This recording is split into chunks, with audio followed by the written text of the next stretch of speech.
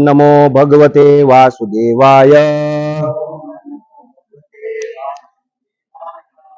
ओम नमो भगवते वासुदेवाय। ओम नमो भगवते वासुदेवाय। नारायणं नमस्कृत्यं नरं चैव नरोत्तमं देवीं सरस्वतीं व्यासं ततो जयमुदीरयेत्। नष्टप्रायेषु अभद्रेषु नित्यं भागवत सेवया भगवती उत्तम श्लोके भक्तिर्भवती नैष्ठकी।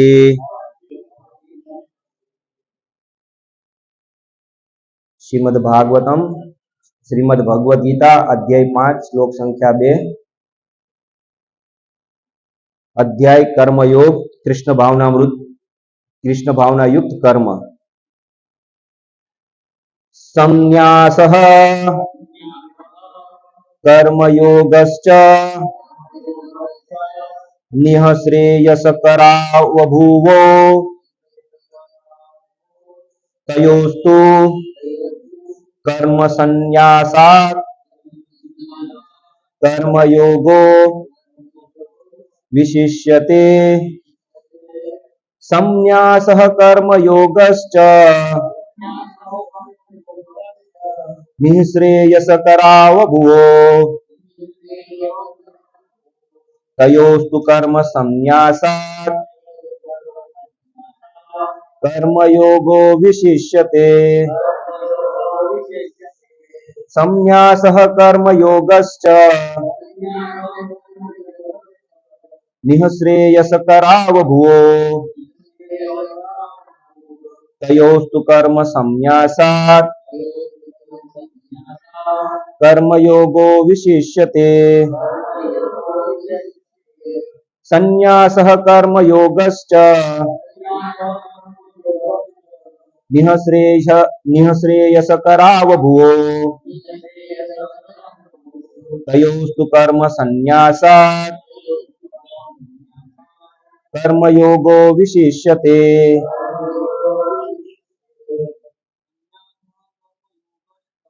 संन्यासः कर्मयोगश्च निःश्रेयसकरावभूवो निःश्रेयसकरन्यासात् कर्मयोगो विशिष्यते। संन्यासः कर्मयोगश्च करावभूवो तयोस्तु कर्म संन्यासात् कर्मयोगो विशिष्यते। संन्यासः कर्मयोगश्च निःश्रेयसकरावभूवो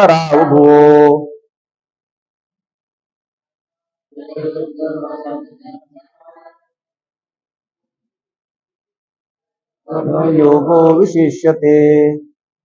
माताजी,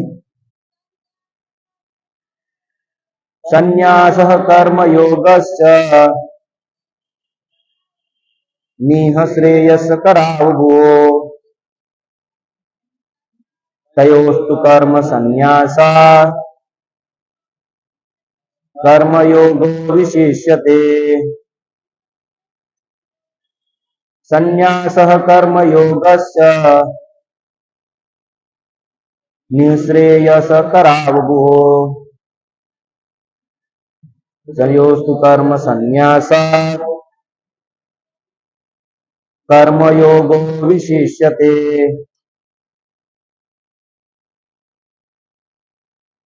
मिस्टेक है। श्री भगवान उवाच।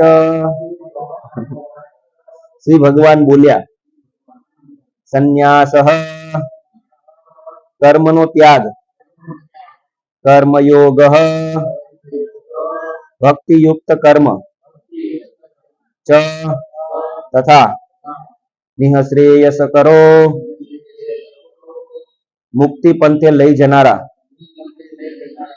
ઉભો બંને કયો તે બંનેમાં તું પરંતુ કર્મ સંન્યાસાત સકામ કર્મના ત્યાગની તુલનામાં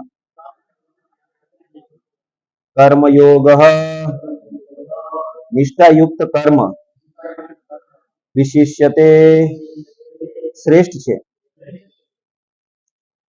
પુરુષોત્તમ પરમેશ્વરે ઉત્તર આપતા કહ્યું, મુક્તિ માટે તો કર્મનો ત્યાગ અને ભક્તિયુક્ત કર્મ બંને ઉત્તમ છે, પરંતુ આ બંને પૈકી કર્મના પરિત્યાગ કરતા ભક્તિયુક્ત કર્મ શ્રેષ્ઠ છે. અનુવાદ એવં ભાવાર્થ કૃષ્ણ કૃપા મૂર્તિ શ્રી ભક્તિવેદાંત સ્વામી શીલ પ્રભુપાદ દ્વારા. ઇન્દ્રિય તૃપ્તિ અર્થે થતા સકામ કર્મ ભવબંધનનું કારણ છે. જ્યાં સુધી મનુષ્ય શારીરિક સુખની વૃદ્ધિ કરવાના ઉદ્દેશ્યથી કર્મ કરવામાં પરોવાયેલો રહે છે, ત્યાં સુધી તે વિભિન્ન પ્રકારના શરીરોમાં દેહાંતર કરતો રહી ભવબંધનને સદૈવ ચાલુ રાખે છે. શ્રીમદ ભાગવતમ સ્કંદ 5 અધ્યાય 5 શ્લોક સંખ્યા 4 થી 6 આનું નીચે પ્રમાણે સમર્થન કરે છે. નુનમ પ્રમત્ત કુરુતે વિકર્મ યદ ઇન્દ્રિય પ્રીતયમ આપનોતિ ન સાધુ મન્યે યત આત્મનોયમ અસન્નપી કલેશદ આસદેહ પરાભાવસ્તાવદ અબોધ જાતો યાવન જિજ્ઞાસત આત્મતત્વમ યાવત ક્રિયાસ્તાવદ ઇદમ મનો વે કર્માત્મકમ યેન શરીર બંધઃ એવં મનઃ કર્મ વશમ પ્રયુક્તે અવિધયાત્મન્ય ઉપધીયમાને પ્રીતિર્ન યાવન મયિ વાસુદેવે નમુચ્યતે દેહ યોગેન તાવત. લોકો ઇન્દ્રિય તૃપ્તિ પાછળ પાગલ છે અને તેઓ એ જાણતા નથી કે આ કલેશમય શરીર તેમના પૂર્વના સકામ કર્મોના ફળ રૂપે મળેલું છે. આ શરીર જો કે નાશવંત છે, છતાં તે મનુષ્યને સદા અનેક રીતે કષ્ટ આપ્યા કરે છે. તેથી ઇન્દ્રિય તૃપ્તિ ખાતર કર્મ કરવું સારું નથી. જ્યાં સુધી મનુષ્ય પોતાના મૂળ સ્વરૂપ વિશે જાણવાની જિજ્ઞાસા કરતો નથી, ત્યાં સુધી તે જીવનમાં નિષ્ફળ નીવડેલો ગણાય છે. જ્યાં સુધી મનુષ્ય પોતાના વાસ્તવિક સ્વરૂપને જાણતો નથી, ત્યાં સુધી તેણે ઇન્દ્રિય તૃપ્તિ માટે સકામ કર્મો કરવા પડે છે. અને જ્યાં સુધી તે ઇન્દ્રિય તૃપ્તિની આ ભાવનામાં લપેટાયેલો રહે છે, ત્યાં સુધી તેને એક દેહમાંથી બીજામાં દેહાંતર કરવું પડે છે. તેનું મન ભલે સકામ કર્મોમાં વ્યસ્ત હોય અને અજ્ઞાનથી પ્રભાવિત હોય, તો એ મનુષ્ય વાસુદેવની ભક્તિ પ્રત્યેના પ્રેમને અવશ્ય વિકસાવવો જોઈએ. ત્યારે જ તેને ભૌતિક અસ્તિત્વના બંધનમાંથી મુક્તિ પામવાનો અવસર પ્રાપ્ત થાય છે. તેથી આ જ્ઞાન કે પોતે આ ભૌતિક શરીર નથી પણ આત્મા છે એવી સમજ એ કઈ મુક્તિ પામવા માટે પૂરતું નથી. મનુષ્યએ આત્માના સ્તર પર કર્મ કરવા પડે, અન્યથા ભૌતિક બંધનમાંથી છૂટવાનો અન્ય કોઈ ઉપાય નથી. પરંતુ કૃષ્ણ ભાવના યુક્ત કર્મ એ સકામ કર્મ નથી. પૂર્ણ જ્ઞાન યુક્ત થઈને કરેલા કર્મ વાસ્તવિક જ્ઞાનને વધારનારા હોય છે. કૃષ્ણ ભાવનામૃત વિના કેવળ સકામ કર્મનો પરિત્યાગ કરવાથી બદ્ધ જીવનનું હૃદય ખરેખર શુદ્ધ થતું નથી. જ્યાં સુધી હૃદય શુદ્ધ થતું નથી, ત્યાં સુધી મનુષ્યએ સકામ ભૂમિકા પર કર્મ કરવું પડે છે. પરંતુ કૃષ્ણ ભક્તિ યુક્ત કર્મ કર્તાને આપોઆપ સકામ કર્મના ફળમાંથી મુક્ત કરે છે, જેના લીધે તેને ભૌતિક સ્તર પર નીચે ઉતરવાનું રહેતું નથી. તેથી કૃષ્ણ ભાવના યુક્ત કર્મ સંન્યાસથી હંમેશા શ્રેષ્ઠ હોય છે, કારણ કે સંન્યાસમાં સદા અધઃપતન થવાની શક્યતા રહે છે. કૃષ્ણ ભાવનામૃત વિહીન કર્મ ત્યાગ અપૂર્ણ છે, જે બાબતે શ્રીલ રૂપ ગોસ્વામીના ભક્તિરસામૃત સિંધુ 1.2.258 શ્લોકમાં સમર્થન થયું છે. પ્રાપંચિકતયા બુદ્ધયા હરિર સંબંધિન વસ્તુતઃ મુમુક્ષિભિઃ પરિત્યાગો વૈરાગ્યમ ફલ્ગુ કથ્યતે. જ્યારે મુક્તિ પામવા આતુર મનુષ્યો પૂર્ણ પુરુષોત્તમ પરમેશ્વર સાથે સંબંધિત વસ્તુઓને ભૌતિક ગણીને તેમનો ત્યાગ કરે છે, ત્યારે તેમનો ત્યાગ અપૂર્ણ કહેવાય છે. અસ્તિત્વ ધરાવતી તમામ વસ્તુઓ ભગવાનની માલિકીની છે અને કોઈએ કોઈ પણ વસ્તુ પર પોતાના સ્વામિત્વનો દાવો કરવો ન જોઈએ, એવું જ્ઞાન થાય ત્યારે જ ત્યાગ સંપૂર્ણ થયો કહેવાય.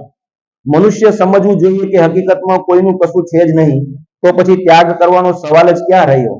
જે મનુષ્ય જાણે છે કે બધી જ વસ્તુઓ કૃષ્ણની સંપત્તિ છે, તે હંમેશા ત્યાગમાં સ્થિત થયેલો છે. પ્રત્યેક વસ્તુ કૃષ્ણની હોવાથી તેનો ઉપયોગ કૃષ્ણની સેવામાં થવો જોઈએ.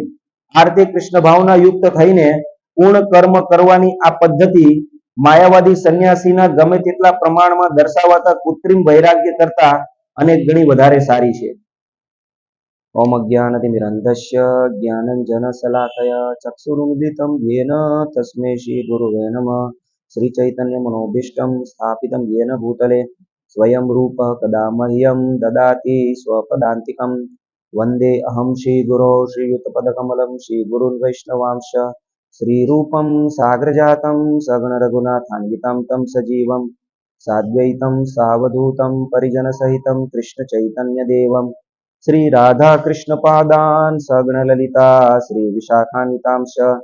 હે કૃષ્ણ કરુણા સિંધુ દીનબંધુ જગતપતે ગોપેશ ગોપિકા કાંત રાધાકાંત નમોસ્તુતે.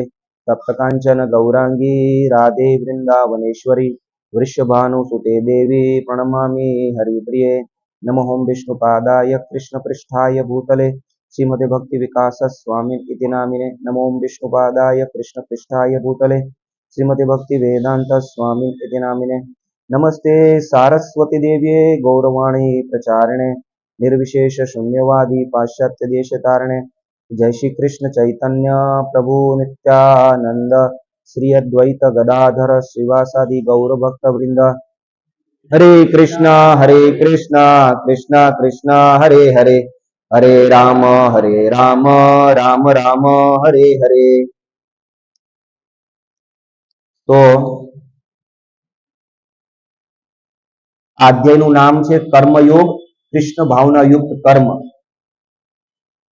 તો ત્રીજા અધ્યાયનું નામ પણ કર્મયોગ હતું. આ અધ્યાયનું નામ પણ કર્મયોગ છે, પણ પાછળ એક બીજો શબ્દ એડ થાય છે, કૃષ્ણ ભાવના યુક્ત કર્મ. તો શું ફરક છે? તો આપણે થોડુંક બીજા અધ્યાયથી શરૂઆત કરીને બીજા અધ્યાયમાં શું કીધું, ત્રીજા અધ્યાયમાં શું કહ્યું અને ચોથા અધ્યાયમાં શું કહ્યું, અને અર્જુનની ગેરસમજ ક્યાં થઈ, અને હવે અહીંયા ભગવાન જે છે એને ક્લિયર કરે છે. અને જે અર્જુનને ગેરસમજ થઈ છે એવી સામાન્ય લોકોને પણ ગેરસમજ હોય છે. તો એના પણ આપણે અમુક ઉદાહરણો જોઈશું. તો પહેલા સમજવાનો પ્રયાસ કરીએ કે અહીંયા જે પહેલા ભાવાર્થમાં શરૂઆત કરી છે, સકામ કર્મ ભવબંધનનું કારણ છે. જ્યાં સુધી મનુષ્ય શારીરિક સુખની વૃદ્ધિ કરવાના ઉદ્દેશ્યથી કર્મ કરવામાં પરોવાયેલો રહે છે, ત્યાં સુધી તે વિભિન્ન પ્રકારના શરીરોમાં દેહાંતર કરતો રહી ભવબંધનને સદૈવ ચાલુ રાખે છે. તો જ્યારે અર્જુને એવી વાત કરી કે આ યુદ્ધમાં ઘણા બધા લોકો મરી જશે, અને ત્યાંથી ભગવાને શરૂઆત કરી. જ્યારે મરવાની વાત કરી તો ભગવાને શરૂઆત કરી કે પહેલા તો એક ડાઉટ ક્લિયર કરી દીધો કે ભાઈ ગમે તેમ જેનું જન્મ છે એનું મૃત્યુ છે, એટલે મૃત્યુ તો થશે જ. પણ એના સિવાય મહત્વની વાત કહેવાની શરૂઆત કરી કે તું આ શરીર નથી, તું આત્મા છે. અને બીજા અધ્યાયમાં મૂળ મુદ્દો જે અર્જુનને સમજાવવા માંગતા હતા તે શું હતો કે આ જે શરીર જે છે એનો નાશ થશે, શરીરમાં પરિવર્તનો થાય છે. દેહીનો અસ્મિન યથા દેહ કૌમારમ યૌવનમ જરા તથા દેહાંતર પ્રાપ્તિ ધીરસ્તત્ર નમૂયતે. તો શરીરમાં પરિવર્તનો આવે છે, પણ આત્મા જે છે એનો કદી નાશ નથી થતો, જન્મ નથી થતો, મૃત્યુ નથી થતો. નેનમ છિન્નંતિ શસ્ત્રાણી નેનમ દહતિ પાવક ન ચેનમ ક્લેદલંતિ આપો ન શોષ્યતિ મારુતમ. તો આત્માના અસ્તિત્વ વિશેની વાત કરી, પણ શરીરની પણ બહુ બધી વાત કરી. ઇન્દ્રિયોની વાત કરી, મનની વાત કરી, ઇન્દ્રિયના વિષયોની વાત કરી. બીજા અધ્યાયમાં ભગવાન કહે છે કે કેવી રીતે આત્મા જે છે પોતાને શરીર માને છે, બરાબર? વ્યક્તિ જે જીવાત્મા જે છે પોતાને શરીર માને છે, અને શરીર માનીને આ જે ઇન્દ્રિયોના જે વિષયો જે છે એમાં લાગેલો રહે છે. તો એટલે સુધી જે છે બીજા અધ્યાયમાં સમજાવ્યું. ભગવાને કીધું ધ્યાય તો વિષયાન પુંસ સંગસ્તેષુ જાયતે સંગાત સંજાયતે કામ કામત ક્રોધોભી જાયતે ક્રોધાદ ભવતિ સ્મૃતિ બ્રહ્મ વિભ્રમ સ્મૃતિ ભ્રંશાત બુદ્ધિનાશાત પ્રણશંતિ. કેવી રીતે જીવાત્મા જે છે એનું પતન થાય છે? તો કેમ કે ઇન્દ્રિયોના વિષયોમાં લાગે છે, અને ઇન્દ્રિયોના વિષયો જે છે માં લાગવાનું ધ્યાન કરવાથી એનામાં એની આસક્તિ દ્રઢ થાય છે. આસક્તિ દ્રઢ થાય છે એની પૂરી કરવાની ઈચ્છા જાય છે. ઈચ્છા પૂરી થાય તો પણ સંતુષ્ટ ન થાય, ઈચ્છા પૂરી ન થાય તો પણ સંતુષ્ટ ન થાય, અને સંતુષ્ટ ન થવાના લીધે ક્રોધ આવે. ક્રોધ આવે એટલે બુદ્ધિ નાશ થાય. બુદ્ધિ નાશ થાય એટલે વ્યક્તિનું પતન થાય. તો આ એક એટલે સુધી સમજાયું. મૂળ શું સમજાવવાનું હતું કે આત્મા જે છે આ શરીરને પોતે હું માનીને ઇન્દ્રિયોના વિષયોમાં લાગેલો રહે છે, અને એના લીધે એનું પતન થાય છે. તો મૂળ મુદ્દો હતો કે અર્જુનને કે ભાઈ તું આ શરીર છે જ નહીં, તું તો આત્મા છો, એટલે સુધી તો સમજાયું. પણ પછી એવા વ્યક્તિની માનસિકતાથી વાત સમજાવવાની શરૂઆત કરી. કહી તો દીધું, પણ સામાન્ય રીતે સમાજમાં લોકો એવા નથી. બધા મોટા ભાગે કેવા છે? દૈહિક સ્તર પર છે, શારીરિક સ્તર પર છે. હું આ શરીર છું એવું માનીને ચાલે. કોઈ બધા આત્મા છે એવા શરીર પર માનીને કોઈ જીવન નથી જીવતા. બહુ ઓછા લોકો, ગણ્યા ગાંઠ્યા કહેવાય. પણ મોટા ભાગના કેવા છે? હું આ શરીર છું એવી રીતે સમજીને જીવન જીવે છે. એટલે ભગવાને પછી ત્યાંથી બીજા દેહમાં શરીર નથી, આત્મા છે એટલે સુધી તો સમજાવી દીધું. પણ પછી આવી ચેતના વાળા વ્યક્તિથી શરૂઆત કરી કે જે શરીરને પોતે માનીને જે કર્મો કરે છે, તો એ કેવી રીતે ભવબંધનમાં ફસાય છે. તો એમાં શું કીધું છે? સકામ કર્મો વિશેનું વર્ણન કીધું છે. જે ત્રીજો અધ્યાય છે કર્મયોગ, એમાં ભગવાન સકામ કર્મો વિશે સમજાવે છે. અને એમાં પણ અહીંયા એવું જ કીધું, અહીંયા ભાવાર્થમાં પ્રભુપાદ લખે છે સકામ કર્મ ભવબંધનનું કારણ છે. આત્મા જે છે એ શરીરને હું માનીને જે ઇન્દ્રિયોના વિષયો જે છે એ વિષયોનો આનંદ માણવાનું ચાલુ રાખે છે. એને જે ઈચ્છા થાય એ એને જોઈએ છે. કર્મના ફળના ભાગરૂપે જોઈને ન મળે તો કઈક એવી તપસ્યાઓ કે આધ્યાત્મિક વિધિઓનું પાલન કરે, અને એના દ્વારા દેવતાઓને પ્રસન્ન કરીને એવા ફળ પ્રાપ્ત કરવાનો પ્રયાસ કરે, અને એ ફળ પ્રાપ્ત કરીને આ ભૌતિક જગતમાં સુખેથી જીવવાનો પ્રયાસ કરે. જો ત્રીજો અધ્યાય જે છે એમાં ભગવાન આખું કેવું છે? સકામ કર્મો વિશેનું સમજાવે છે. અને ભગવાન કૃષ્ણ કહે છે કે હે અર્જુન, મનુષ્યએ પોતાની ઇન્દ્રિયોને આ ઇન્દ્રિયોના વિષયોમાં લગાડવા ન જોઈએ, બરાબર? એટલે કે સકામ કર્મો ન કરવા જોઈએ. અને અહીંયા જે છે અર્જુન ભૂલ કરે છે. અર્જુને તો કીધું કે હું જંગલમાં જાઉં અને તપસ્યા કરીશ ને ધ્યાન ધરીશ. તો ભગવાને અહીંયા કીધું કે સકામ કર્મોમાં નહીં લગાવવા જોઈએ. તો અર્જુને કીધું કે આ બરાબર છે, તમે હું કહું છું એટલે તમે કહો છો. તો ભગવાને અહીંયા શું કીધું? સકામ કર્મોમાં ઇન્દ્રિયોના વિષયો પૂર્ણ કરવામાં લગાડવાની જરૂર નથી. મતલબ એની સંતુષ્ટિ ખાતરના જે વિષયો છે એમાં લગાડવાની જરૂર નથી. પણ એનો મતલબ એવો નથી કે ઇન્દ્રિયોના વિષયોની જે વસ્તુ છે એ નહીં આપતી. જેમ કે જીવ છે, તો વ્યક્તિ પાસે બે ઓપ્શન છે. એક તો બહાર જઈને ગમે ત્યાં, મતલબ કોઈ રેસ્ટોરન્ટ છે કે એમાં ત્યાં જઈને કઈ રસગુલ્લા કે કઈ મીઠાઈ, પંજાબી પનીર, શાક સબ્જી ખાઈ લે. જીભને ગમે છે, એ ઇન્દ્રિયનો વિષય છે અને એને સ્વીકાર કરી લીધું. એક ઓપ્શન આ છે. તો ભગવાને કીધું એવું કરવાની જરૂર નથી. તો અર્જુને એવું સમજ્યો કે એનો મતલબ કે ભાઈ કર્મ કરવાની જરૂર નથી. હું જંગલમાં જઈને ધ્યાન ધરીશ, બરાબર છે, મારી ઇન્દ્રિયોને જે એના વિષયોમાંથી હું રોકી લઈશ. મોટા ભાગે સંન્યાસીઓ આવું વિચારે છે. તમે વૃંદાવન મથુરા જશો તો ઘણા બધા લોકો એવા છે કે જે લોકો શું કર્યું છે? ઘરબારનો ત્યાગ કર્યો છે, બીજી ઘણી બધી વસ્તુઓનો ત્યાગ કર્યો છે, કઠોર તપસ્યાઓ કરે છે, નિંદ્રાનો ત્યાગ કરે છે, અમુક વસ્તુ જમવાનો ત્યાગ કરે છે. આવું બધું ત્યાગ કરીને વૃંદાવન મથુરામાં જે છે એ વિચરણ કરતા હોય છે. એટલે એ લોકો શું કરે છે? આવી રીતે પોતાને એક પ્રકારનો સંન્યાસ, મતલબ એ સંન્યાસ ગ્રહણ કરી લે છે. અને ઘણા બધા લોકો એવી ઈચ્છા વ્યક્ત કરે છે કે હું પણ છે હવે આવી રીતે વૃંદાવન છે, હરિદ્વાર છે, ઋષિકેશ છે, એવા સ્થળો પર જઈને આ બધું છોડીને ત્યાં જઈને ભજન ભક્તિ કરીશ. અને એવું જ અર્જુને કહ્યું હતું ને એને ભગવાને ના પાડી. તો આ પદ્ધતિમાં શું દોષ છે આપણે સમજીશું. પણ ભગવાન એને ના પાડે છે કેમ કે ભગવાન ભગવદ ગીતાના આગળના વિજયમાં બીજા અધ્યાયમાં જ કહે છે કે વિષયા વિનિવર્તન્તે નિરાહારસ્ય દેહિન રસ પર રસવર્જમ અપો શું વિષયાવિની વર્તનતે. જો મન અને ઇન્દ્રિયો જે છે એને ઇન્દ્રિય વિષયોમાંથી રોકવામાં પણ આવે તો પણ એ રોકાશે નહીં. મને બે ઈચ્છા છે, મતલબ મારે ગુલાબ જાંબુ ખાવા છે, હું નક્કી મારે નથી ખાવા, તો હું કદાચ મનને દ્રઢ કરીને હું નહીં ખાઉં, પણ ખાવાની જે અંદરની ઈચ્છા છે એનો નાશ ક્યારેય નથી થતો, એ તો હંમેશા રહેશે. અને એની એક બહુ મોટું ઉદાહરણ છે સોભરી મુનિનું. સોભરી મુનિ જે છે એ આવી રીતે ધ્યાન ધરવા માટે, કદાચ સોભરી મુનિને ખબર હશે કે અજામિલ જંગલમાં ગયો હતો અને જંગલમાં જે છે એક પુરુષને એક સ્ત્રી સાથે સંગ કરતા જોઈ લીધું અને એ મન વિચલિત થઈ ગયું. એટલે સોભરી મુનિ એવું વિચાર્યું કે હવે હું બહાર નહીં, નદીના તળમાં જઈને બેસીશ ને ત્યાં ધ્યાન ધરીશ, બધી વસ્તુનો ત્યાગ કરીને, અને એ રીતે હું મારા ઇન્દ્રિય વિષયો જે ઇન્દ્રિયોને છે એના વિષયોમાંથી રોકી લઈશ. તો સોભરી મુનિ નદીના તળની જઈને ત્યાં જપ કરતા હોય છે, પણ કોઈ એક ક્ષણે એની આંખ ખુલી જાય છે અને માછલીઓને મૈથુન કરતા જોઈ લે છે, અને તરત જ જે ઈચ્છા હતી હૃદયમાં એ તરત બહાર આવી ગઈ અને એ ઈચ્છાની એને પૂર્તિ કરી. આવું કેમ થયું? કેમ કે એમણે એની ઇન્દ્રિયો વિષયોમાંથી તો રોકી લીધા હતા, પણ ઇન્દ્રિયોને જે વિષયને જે ભોગવવાની ઈચ્છા છે એ ઈચ્છા એમના હૃદયમાંથી ગઈ નહોતી. તો મોટાભાગે લોકો શું કરે છે? આર્ટિફિશિયલી, કૃત્રિમ રીતે બધી વસ્તુનો ત્યાગ કરીને આવી રીતે વૃંદાવન, મથુરા, હરિદ્વાર, ઋષિકેશમાં જઈને સંન્યાસી થઈ જાય છે અને પછી ત્યાં જઈને ઇન્દ્રિય ભોગ જ કરે છે.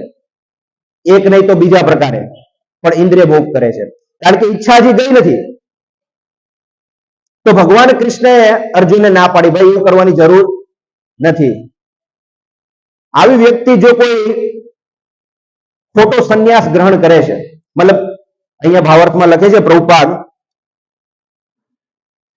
જ્યારે મુક્તિ પામવા આતુર મનુષ્ય પૂર્ણ પુરુષોત્તમ પરમેશ્વર સાથે સંબંધિત વસ્તુઓને ભૌતિક ગણીને તેમનો ત્યાગ કરે છે ત્યારે તેમનો ત્યાગ અપૂર્ણ કહેવાય છે. આ જગતમાં બધી જ વસ્તુ ભગવાનની છે અને ભગવાન જે છે આધ્યાત્મિક છે, એને લગતી બધી વસ્તુ જ આધ્યાત્મિક છે. આ જગત પણ એક રીતે આધ્યાત્મિક જ છે, પણ એ ભૌતિક રીતે વર્તે છે. કેમ? કેમ કે આપણે એને આપણા ઇન્દ્રિય ભોગના વિષય તરીકે એનો ઉપયોગ કરીએ છીએ. તો ઘણા બધા લોકો શું કહે છે? બ્રહ્મ સત્ય જગત મિથ્યા એમ કરીને જગતનો ત્યાગ કરવાનો પ્રયાસ કરે. પણ અહીંયા ભાવાર્થમાં પ્રભુપાદ કહે કે ત્યાગ તો તમે ત્યારે કરી શકો જ્યારે કોઈ વસ્તુ તમારી માલિકીની હોય. કોઈ વસ્તુ તમારી માલિકીની છે જ નહીં, તમે ત્યાગ કેવી રીતે કરશો? પહેલી વસ્તુ.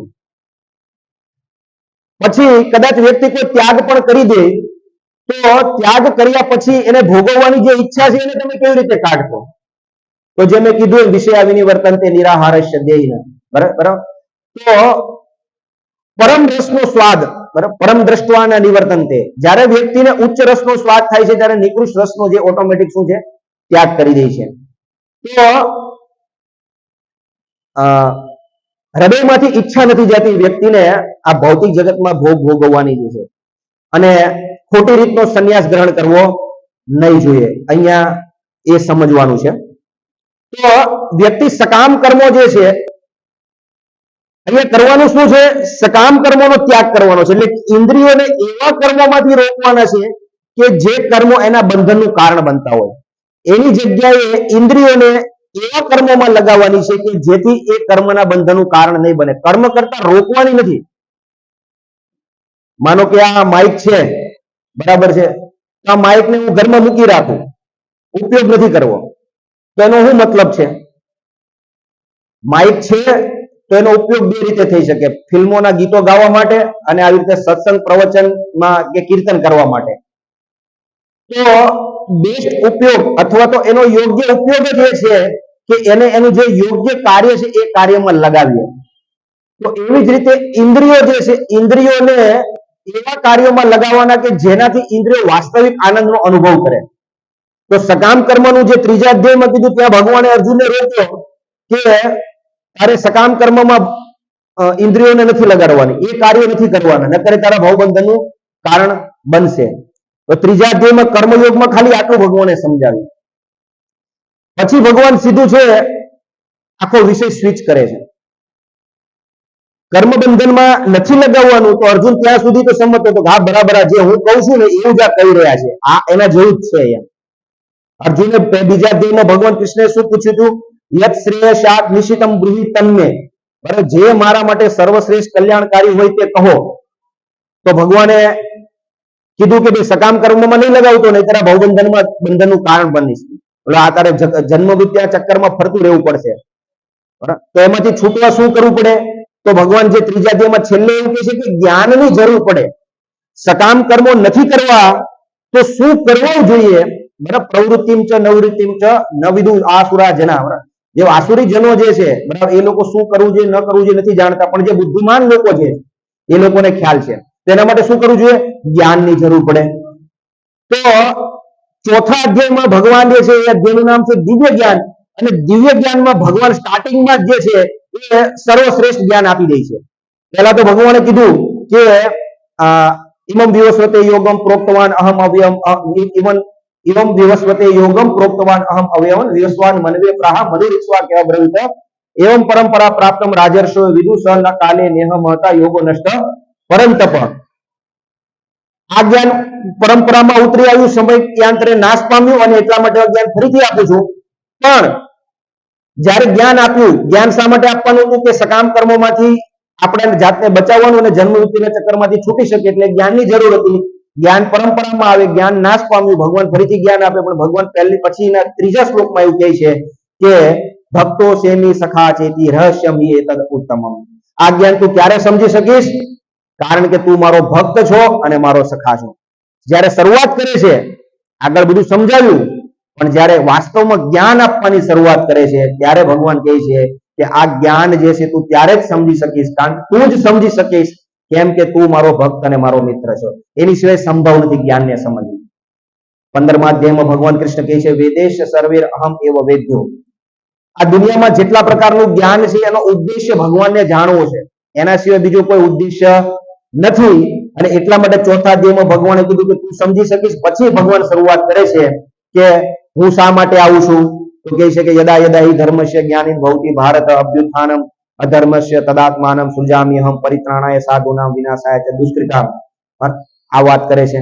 પછી ભગવાન કૃષ્ણ કહે છે જન્મ કર્મ ચમે દિવ્યમ એવમ યોગેતિ તત્વત. મારા જન્મ અને કર્મ દિવ્ય છે, જેને જાણે છે આ ભૌતિક જગતમાં આવતો નથી. પછી ભગવાન શું કહે છે? નમામ લિપંતિ કર્માણી નમે કર્મ ફલે સ્પૃહા યોમામ અભિજાનાતિ કર્મ ભીષણ બધ્યતે. મને કોઈ કર્મ ફળ બાંધતા નથી, અને મને કોઈ કર્મ કરવાની ઈચ્છા પણ નથી. જે ખાલી આટલું જાણી લે છે એને પણ કર્મ ફળ બાંધતા નથી. અને ત્યારે આગલો શ્લોક સાર્થક થાય ને. 9મા શ્લોકમાં કીધું જન્મ કર્મ ચમે દિવ્યમ એવું યોગેતિ તત્વત. બરાબર, જેને જાણી લે ભગવાનના જન્મ અને કર્મ દિવ્ય છે, જેને જાણી લે છે એને ફરીથી જન્મ લેવો નથી પડતો.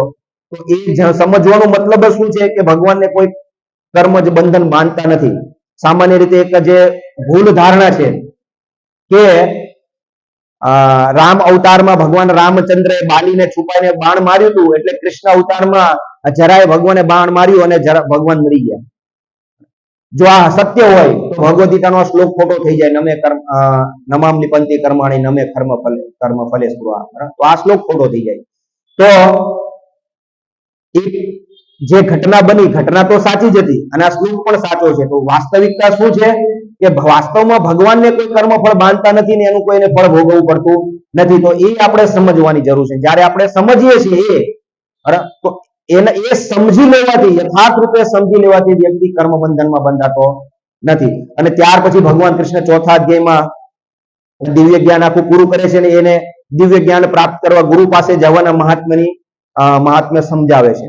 અને આ બધું સાંભળીને પછી અર્જુન જે છે એના સંશયનો પ્રશ્ન પૂછે છે પાછો 5મા અધ્યાયના પહેલા શ્લોકમાં કે તમે તો કર્મ કરવાની ના પાડી, અને હવે પાછા ભગવાન કૃષ્ણ અર્જુનને કીધું ચોથા અધ્યાયમાં જ કે ચાતુર્વર્ણ્ય મયા શ્રેષ્ઠમ ગુણ કર્મ વિભાગ છે. આ 4 વર્ણ અને આશ્રમ જે છે એ મારા દ્વારા વિભાજિત થયેલા છે, મારા દ્વારા સર્જન છે. તું ક્ષત્રિય છો તો ઉઠ અને યુદ્ધ કર. તો પહેલા એમ કહે છે કે ઇન્દ્રિયના વિષયોમાંથી રોકો, એટલે કઈ રીતે કર્મનો ત્યાગ કરો. પછી પાછા કહે છે કે તમે કર્મ કરો. ક્ષત્રિય છે તો યુદ્ધ કર. અહીંયા પણ એક સમજવાની જરૂર છે. વ્યક્તિ બે વસ્તુમાં કન્ફ્યુઝ થાય છે. એક છે કર્મ અને બીજું છે એનો વર્ણ. ક્ષત્રિયનો અર્જુનનો વર્ણ કયો હતો? ક્ષત્રિય હતા. કર્મ બધા કરે, બ્રાહ્મણ કરે, ક્ષત્રિય કરે, વૈશ્ય કરે અને શૂદ્ર પણ કરે, પણ બધાના વર્ણ પ્રમાણે બધાના કર્મ અલગ અલગ હોય. તો ભગવાન કૃષ્ણ ભગવદ ગીતામાં કહે છે કે શ્રેયાન સ્વધર્મો વિગુણો પરધર્મો ભયાવહ. વ્યક્તિએ શું કરવું છે? ભગવાને અર્જુનને શું ના પાડી? કર્મ કરવાની ના નથી પાડી. પહેલા ના પાડી એ શું ના પાડી? કે સકામ કર્મોમાં નહીં લાગવાનું. એટલે ભૌતિક ઈચ્છાથી કોઈ કર્મો કરતા હોય તો નહીં કરવાના. તો અર્જુન છે ને ભૌતિક ઈચ્છાથી કર્મ કરવાની ના પાડતો હતો. શું ભૌતિક ઈચ્છાથી? કે જો યુદ્ધ કરીશ અને યુદ્ધમાં હું જીતી જઈશ તો મને રાજ્ય મળશે, પણ એના માટે મારે હજારો લોકોને મારી નાખવા પડશે અને હજારો લોકોમાં એના ઘણા બધા સંબંધીઓ પણ હતા અને એવા શ્રેષ્ઠ વડીલો હતા, પિતામહ ભીષ્મ, દ્રોણાચાર્ય, કૃપાચાર્ય, બરાબર, મામા શૈલ્ય, આવા બધા પરિવારના વડીલો હતા. પછી એના બધા ભાઈઓ હતા, બરાબર, કૌરવ બધા, એ બધાને મારી નાખવાના હતા અને એને મારીને રાજ્ય પ્રાપ્ત થવાનું હતું. તો અર્જુન કહે કે એવા રાજ્યને હું કરું, બધાને મારી નાખી, પછી મજા ન આવે. એક રીતનો ભાવ એવો હતો, આ બધાને મારી નાખી પછી હું મજા આવે? એમને મળતું હોય તો કામમાં લાગે. તો ભગવાને સમજી ગયા કે આને જે ના પાડવાની ઈચ્છા છે એવું છે પોતાના ઇન્દ્રિય ભોગ માટે છે, પહેલી વસ્તુ. બીજું, ભગવાન એને એના વર્ણ પ્રમાણે એનું નિયત કર્તવ્ય કર્મો, ભગવાન કહે છે કે વ્યક્તિએ પોતાના નિયત કર્તવ્ય કર્મોનો ત્યાગ ન કરવો જોઈએ. ક્યાં સુધી? આપણે અહીંયા આ શ્લોકમાં સમજીશું. ભગવાન એને નિયત કર્તવ્ય કર્મોનો ત્યાગ કરવાની ના પાડે છે કે ક્ષત્રિય છે, ક્ષત્રિયના કર્તવ્ય કર્મોની ના પાડીને એ શું કરી રહ્યો છે? એક પ્રકારના બ્રાહ્મણના જે કર્તવ્ય કર્મો છે એ સ્વીકાર કરી રહ્યો. એમ કહે છે કે હું જંગલમાં જઈને ત્યાં જઈને તપસ્યા કરીશ. એટલે ક્ષત્રિયના કર્મો કરવાની ના પાડીને બ્રાહ્મણના કર્મો કરવાની વાત કરે છે. તો ભગવાન એવું કીધું કે શ્રેયાન સ્વધર્મો વિગુણ પરધર્મો ભયાવહ. બરાબર, બીજાના કર્તવ્યો કર્મ કરવા કરતા તારો જે ગુણ જે છે, તારામાં જે સ્વભાવ છે, તારો જે સ્વભાવ છે, એવા કર્તવ્યો કર્મો કરીશ એ તારા માટે શ્રેષ્ઠ હશે.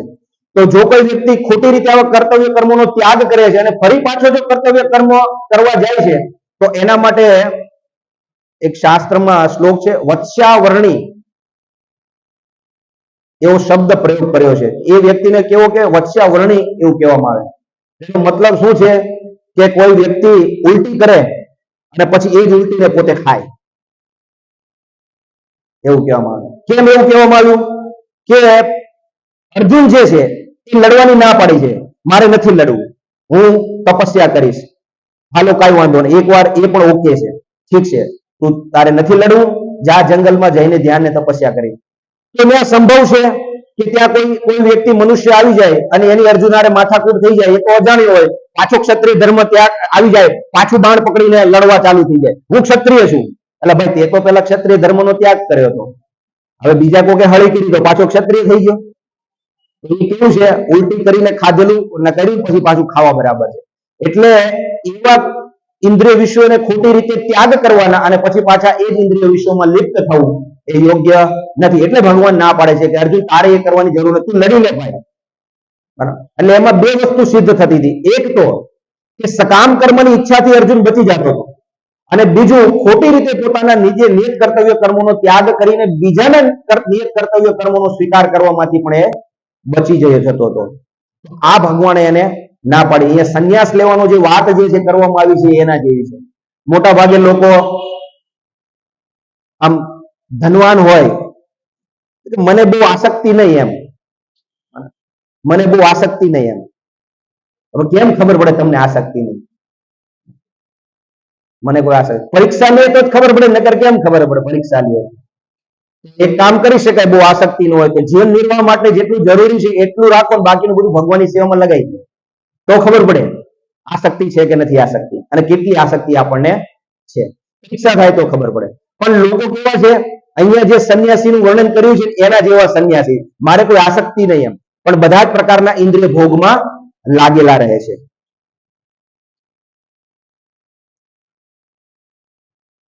એ શું કહે છે?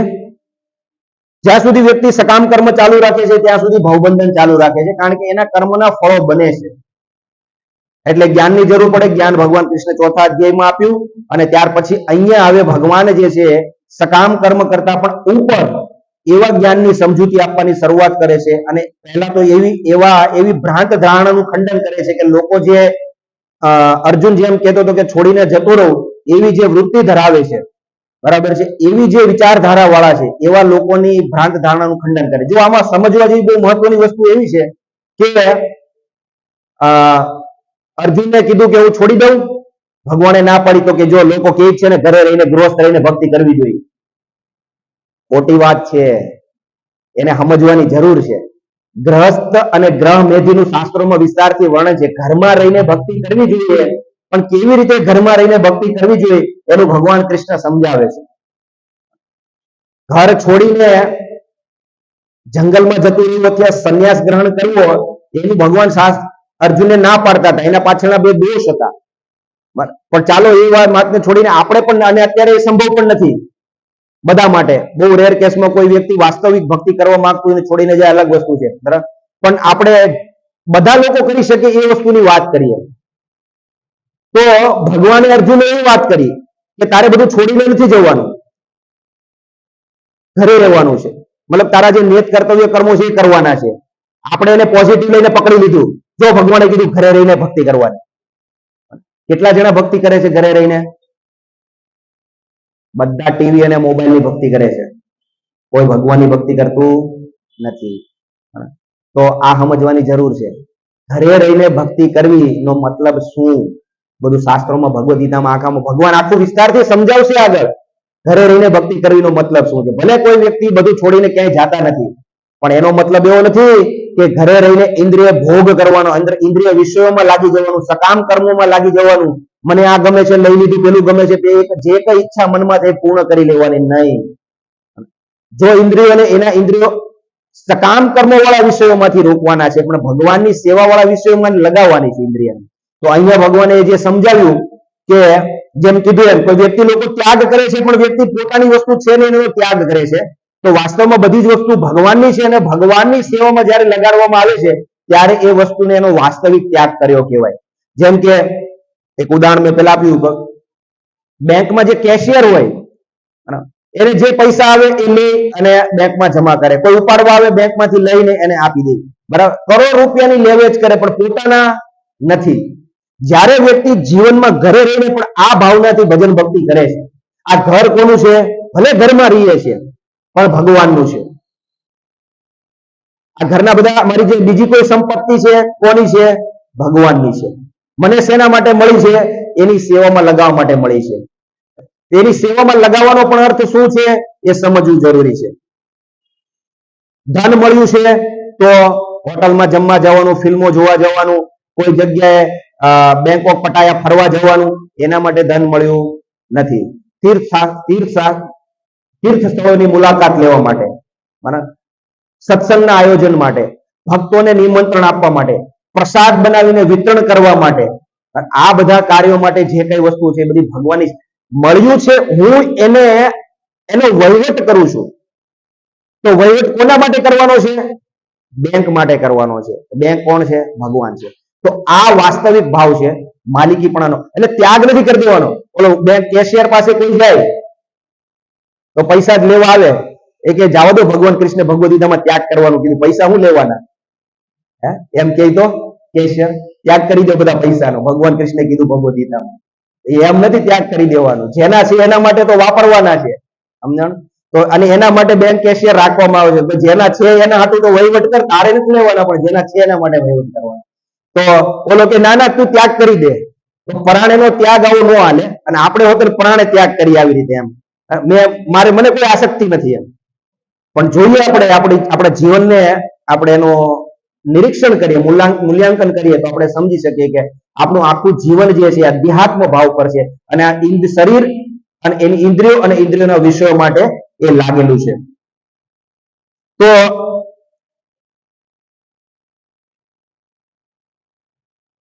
જ્યાં સુધી મનુષ્ય પોતાના વાસ્તવિક સ્વરૂપને જાણતો નથી ત્યાં સુધી તેને ઇન્દ્રિય તૃપ્તિ માટે સકામ કરવા પડે છે. હવે જેને ખબર જ નથી હું શરીર નથી, હું આત્મા છું, તો એ શું કરશે? સકામ કર્મો એટલે કે આ ઇન્દ્રિયો અને શરીરને તૃપ્ત કરવા માટેમાં લાગેલો રહેશે. જ્યાં સુધી તે ઇન્દ્રિય તૃપ્તિના ભાવનામાં લપેટાયેલો રહે છે ત્યાં સુધી તેને એક દેહમાંથી બીજા દેહમાં ધ્યાંતર કરવું પડે છે. એ તો સ્વાભાવિક છે, જે કઈ કર્મ કરશો એનું ફળ ભોગવશે અને ફળ પ્રમાણે એને બીજું નવું શરીર મળશે. તેનું મન ભલે સકામ કર્મોમાં વ્યસ્ત હોય અને અજ્ઞાનથી પ્રભાવિત હોય તો એ મનુષ્ય વાસુદેવની ભક્તિ પ્રત્યેના પ્રેમને અવશ્ય વિકસાવવો જોઈએ. આપણે વાતો તો બહુ બધી કરીએ, બધાને ખબર છે. અહીંયા પછીના લીટીમાં કહે છે તે આ જ્ઞાન એટલે કે પોતે આ ભૌતિક શરીર નથી પણ આત્મા છે એવી સમજ એ કઈ મુક્તિ પામવા માટે પૂરતી નથી. માનો કે સમજી લીધું હું શરીર નથી, હું આત્મા છું, તો પહેલા તો એ સ્તર પર કાર્ય નથી થતા. ખબર તો બધાને છે, કેટલા બધાને છે, પણ એ સ્તર પર કામ થોડું થાય. જયારે કામ કરવાનું આવે ત્યારે તો બધું ભૂલાઈ જાય, બધું જ ભૂલાઈ જાય. તો શું કરવું? તો અહીંયા કહે છે, પ્રભુપાદ ભાવાર્થમાં લખે છે કે એ વ્યક્તિ પોતાની ઇન્દ્રિયોના વિષયોને પૂર્ણ કરવામાં લાગેલો છે તો કઈ વાંધો નહીં, પણ ધીરે ધીરે એ વ્યક્તિ એવા કાર્યો કરવાની શરૂઆત કરે કે જે કેવા હોય, કૃષ્ણ ભક્તિ. તો મનુષ્ય વાસુદેવની ભક્તિ પ્રત્યેના પ્રેમને અવશ્ય વિકસાવવા માટેના જે કાર્યો જે છે એમાં લાગવું જોઈએ ધીરે ધીરે.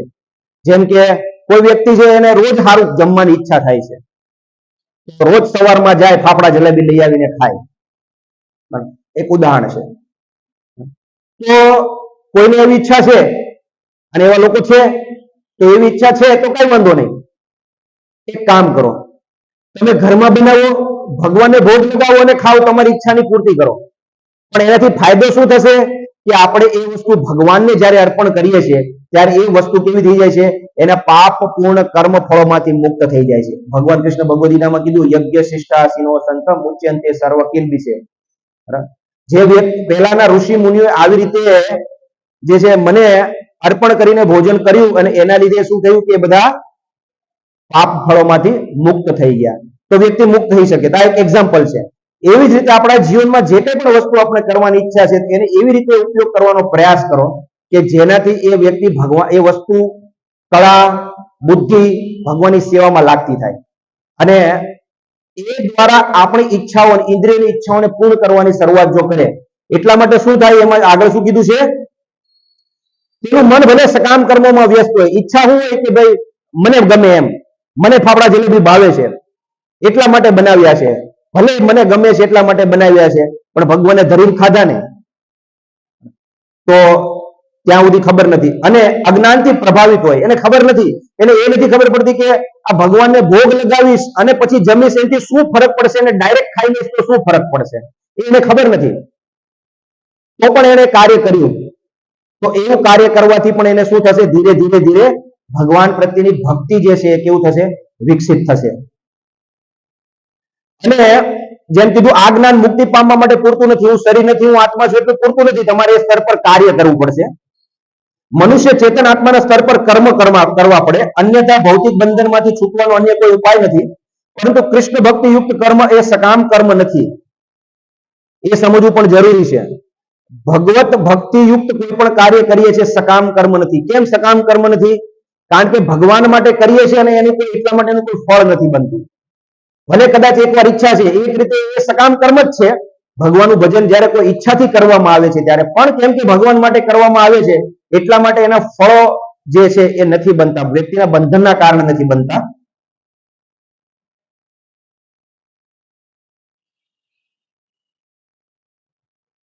પૂર્ણ જ્ઞાન યુક્ત થઈને કરેલા કર્મ વાસ્તવિક જ્ઞાનને વધારનારા હોય છે. પૂર્ણ જ્ઞાન યુક્ત થઈને કરેલા કર્મો, જ્યારે વ્યક્તિ સમજે છે કે હું શરીર નથી, હું આત્મા છું, સકામ કર્મોમાં મારે લાગવું જોઈએ અને જે કઈ કર્મ કરવા હોય એવી રીતે કરવા જોઈએ, ભગવાનની પ્રસન્નતા માટે કરવા જોઈએ, ભગવાનની સેવા અર્થે કરવા જોઈએ, જેથી કરીને એના કર્મનું ફળ ન બને. આ જે છે કોઈ પણ કર્મ જે છે એને પૂર્ણ જ્ઞાનથી કરેલા કર્મો કહેવાય. અને એ શું કરે છે, વાસ્તવિક જ્ઞાનમાં પરિણમે છે. વાસ્તવિક જ્ઞાનમાં પરિણમવાનો અર્થ શું છે કે અત્યારે થિયોરિટિકલ ખબર છે, પણ પછી એકચ્યુઅલી એ સ્તર પર રહીને કાર્ય કરવાની શરૂઆત કરશે, એ સ્તર પર કાર્ય કરવાની ધીરે ધીરે કરતો થઈ જશે. એમ અત્યારે પ્રેક્ટિકલી કરતા હોય, માનો કે આપણે ભગવાનને ઘરે ભોગ લગાવીએ, હે પ્રભુ આ સ્વીકાર કરો, પણ આપણું મન અને ચેતના એટલી દૂષિત છે તો એ ભાવથી આપણે એને અર્પણ નથી કરી શકતા. આપણે ખાલી શું કરીએ છીએ, મિકેનિકલી એટલે કૃત્રિમ રીતે ભગવાનને ભોગ લગાવીએ છીએ. પણ જ્યારે રોજ કૃત્રિમ રીતે ભગવાનને ભોગ લગાવવાની શરૂઆત કરીશું તો એક સમય ધીરે ધીરે ધીરે ધીરે આપણે એ ચેતના સાથે ભગવાનને ભોગ લગાવીશું, હે મારા વાલા પ્રભુ તમે આ સ્વીકાર કરો પ્રેમથી.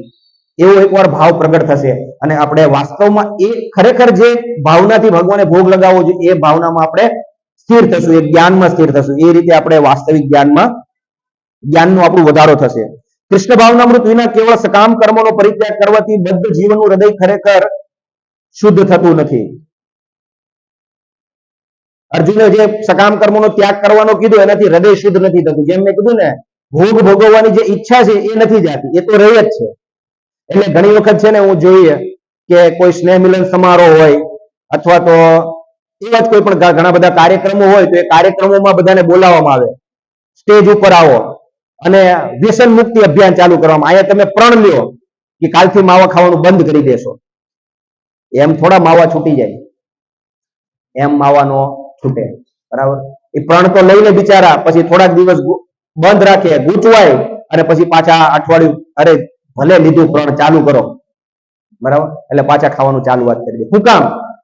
કારણ કે વ્યક્તિના હૃદયમાંથી જે ખાવાની ઈચ્છા જે છે એ શુદ્ધ નથી થઈ અને એટલા માટે હંમેશા એ કાર્ય કરશે. જ્યાં સુધી એ ઈચ્છા શુદ્ધ નહીં થાય કે ભાઈ માવો નથી ખાવો, શું કામ ન ખાવો જોઈએ, બરાબર? અને માવો નહીં ખાવો તો કરવું શું? કૃષ્ણ પ્રસાદ ખાવો. તો આ વસ્તુ જ્યાં સુધી ઇન્દ્રિયો જે છે એ હંમેશા એના વિષયોમાં લાગેલી રહેશે. એ એનું કામ છે. જીભનું કામ છે મતલબ ખાવું અને બોલવું. તો તમે ખાવાનું પણ બંધ નહીં કરી શકીએ અને બોલવાનું પણ બંધ નહીં કરી શકીએ. પણ ખાવાનું અને બોલવાનું બંને ભગવાનની સેવામાં ઉપયોગ કરી શકીએ. બોલવામાં ભગવાનના નામનું કીર્તન કરી શકીએ, ભગવાનના નામનો જપ કરી શકીએ, ભગવાનનો સત્સંગ કરી શકીએ અને જીવા જે છે કૃષ્ણ પ્રસાદ આપી શકીએ. અને એ સિવાય આ બંનેનો બહારની વસ્તુ ખાવામાં પ્રયોગ કરી શકીએ અને બોલવાનો માટે ફિલ્મી ગીતો ગાઈ શકીએ અને બીજી બકવાસ વાતો કરવામાં આપણે જીવાનો ઉપયોગ કરી શકીએ. તો જીવા જે છે એને બકવાસ વાતોમાંથી રોકવાથી એ રોકાશે નહીં. જીવા છે એને ખાલી હોટલમાં જમવા જવાથી રોકાશે નહીં. જીવાને માવો ખાવાનું બંધ કરવાનું કહેશો તો બંધ કરશે નહીં. એને શું જોઈએ છે? એનો જે વિષય છે એને જોશે. પણ એને જો જે વિષયમાં એને આનંદ આવે છે એના કરતા ઉચ્ચ વિષય આપવામાં આવે તો એને એ વિષયમાં આનંદ રહેશે નહીં. પેલા લોકો છે ને, એક એક્ઝામ્પલ છે કે કોઈ દિવસમાં એક ચા પીતું હોય તો મજા આવતી હોય, પછી એક ચામાં મજા આવતી બંધ થઈ જાય એટલે દિવસમાં 3 પીવી પડે. પછી 3ના ડોઝ થી કામ ન થાય એટલે ડોઝ ધીરે ધીરે વધારવો પડે. પછી ચા હોય, માવો હોય, એમ કરતી એક માવો ખાતા હોય 3 માવા થઈ જાય, 10 માવા થઈ જાય, 15 માવા થઈ જાય. માવાના ડોઝ થી મેળ ન પડતો, સિગરેટ લેતા હોય, ચા પીતા હોય, 3 ડોઝ ભેગા કરે, એનાથી મેળ ન પડે તો ડ્રગ્સ ચાલુ કરે. ડ્રગ્સમાં હોતા ઘણી બધી વેરાયટી આવે, લો લેવલની હોય એમાંથી મેળ ન પડતી, તેની ઉપરની આવે, એ ન પડે તેની ઉપરની આવે, એમ કરતી કેટલી જાતની ડ્રગ્સ આવે. તો ઉચ્ચ લેવલની ડ્રગ્સ એટલે કે ઇન્દ્રિયનો જે એક વિષય હતો એ વિષયમાંથી આનંદ મળતો બંધ થયો એટલે એના કરતા વધારે આનંદ આપે એ વિષય વસ્તુ ઇન્દ્રિયોને આપવાની. તો જ્યારે ઇન્દ્રિયોને પરમ આનંદની વિષય વસ્તુ મળી જાય તો એનાથી પછી નિકૃષ્ટ વસ્તુ ઓટોમેટિક છૂટી જાય. તો એ શું છે? ઇન્દ્રિયોને ભગવાનની સેવામાં લગાડવાનું. ઋષિકેશ સવે પુંસામ પરો ધર્મો યતો ભક્તિ અધોક્ષજે. ઋષિકેશ છે એમ પણ આગળની લીટી એ તો મળી ગયા. ઋષિકેશ સેવનમ ભક્તિ ઉચ્ચતે. આ ઇન્દ્રિયો જે છે એને ભગવાનની સેવામાં લગાડવી, બરાબર છે? ભગવાન ઋષિકેશની સેવામાં લગાડવી. ઋષિ એટલે ઇન્દ્રિય